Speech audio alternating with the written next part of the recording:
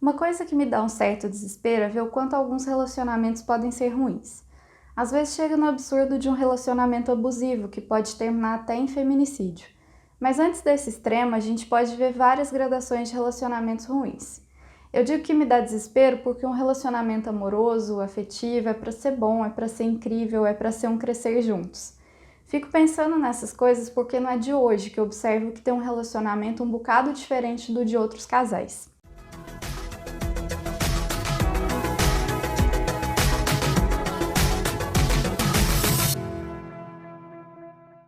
Eu sou casada com o Marcos há quase 6 anos e a gente tem quase 13 de relacionamento no total.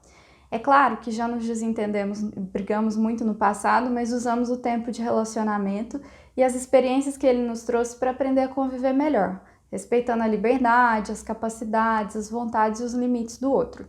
Resolvi compartilhar com vocês algumas observações que eu e às vezes o Marcos fazemos sobre viver em casal. A primeira dessas observações é: você não é obrigado.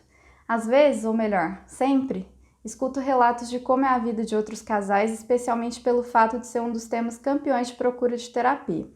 Ou seja, para além do que eu ouço sobre relacionamentos de pessoas próximas, tem pessoas que me procuram exatamente para consertar essa área da vida delas lá no consultório, que é o relacionamento amoroso. A primeira coisa que eu penso é que a época de casamento arranjado no Brasil já se foi. Hoje, pelo menos dentro dos círculos sociais em que nós convivemos mais amplamente, esse arranjo não existe. Isso quer dizer que se você fica com alguém, supostamente é porque você quer. Se você continua com essa pessoa engatando um namoro e talvez posteriormente uma união estável ou casamento, você escolheu isso. Abre parênteses. Por ser psicóloga, estou muito ciente do fato de que existem pessoas que continuam com parceiro ou parceira em um relacionamento por medo, que é muito comum na vida de mulheres. Por chantagem da outra pessoa, por falta de autoconfiança, acreditando que não consegue outra pessoa melhor, por promessa do outro de que irá mudar isso ou aquilo e por vários outros motivos. Afinal, o comportamento humano sempre é multideterminado.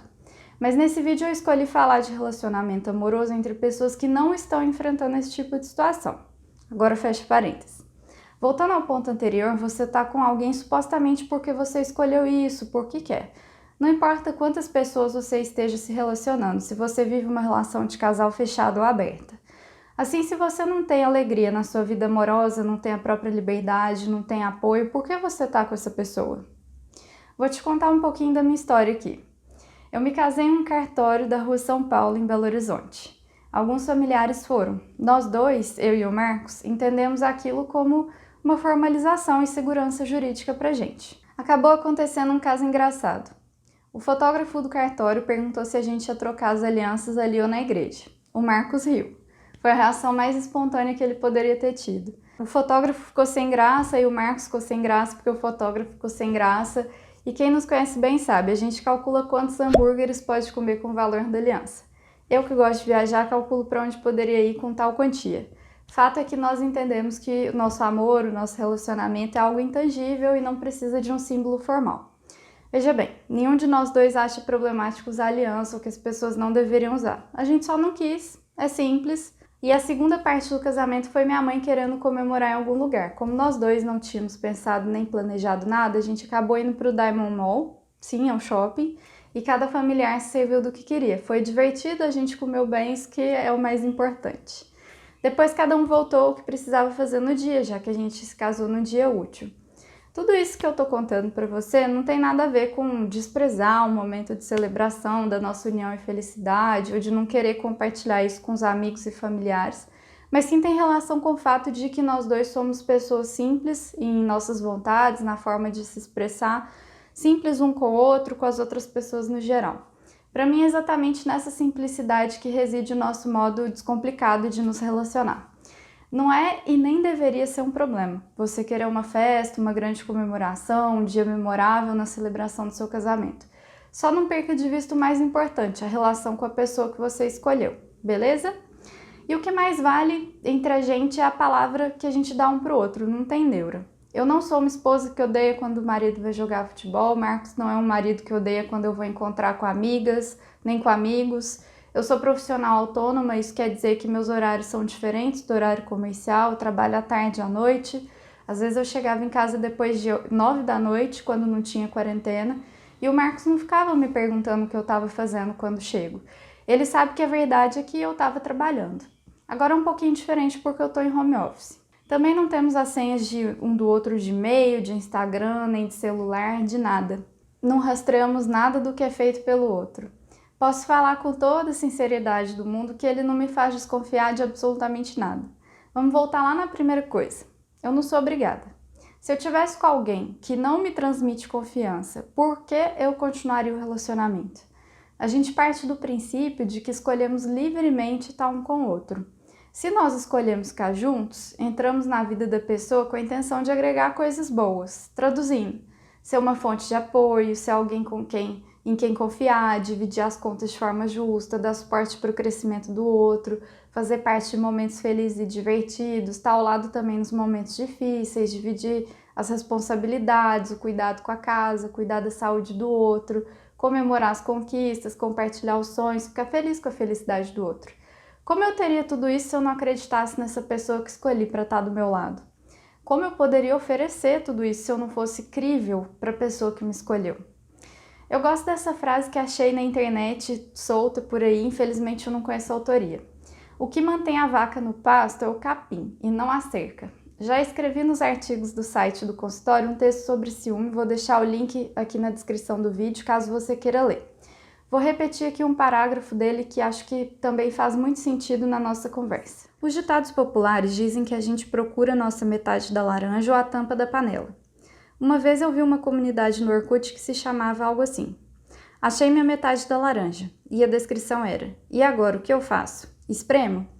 Sou da forte opinião que um relacionamento precisa de duas pessoas inteiras. Esse papo de achei minha metade ou agora eu sou completo leva a muito sofrimento, gera dependência. Seja uma pessoa completa e depois procure com quem você compartilhará a sua vida e sejam muito felizes.